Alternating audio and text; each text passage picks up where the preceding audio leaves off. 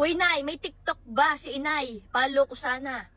Naku po, kayo naman kayo. Kayo pa na yan panonood din sa akin TikTok bago hindi nyo pala alam ang TikTok ng aking inay.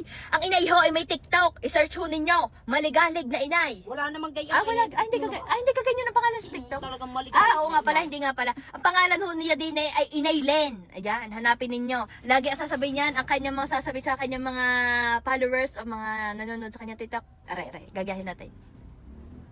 Hello mga anak.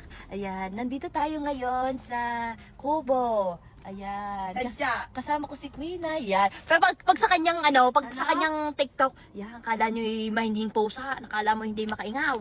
Pero pag sa akin TikTok, ala, higay!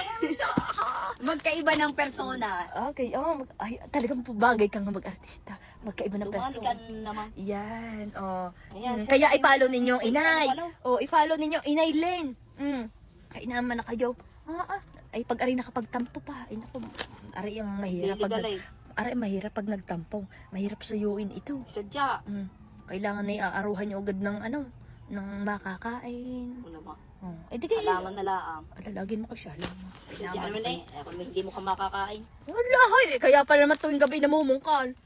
Alam ka naman ako late na nakakatulog. Ala, yan yung Bago gabi-gabi. ikaw nagpapatuturin. Pero inyo naman dyan ay gabi-gabi. Saka namumungkal ng pagkain. Kung Ano, kailan naman sa- itutulog na. Kaya ipalo nyo. Ipalo nyo. Pausap-usap na aring hindi magligalig.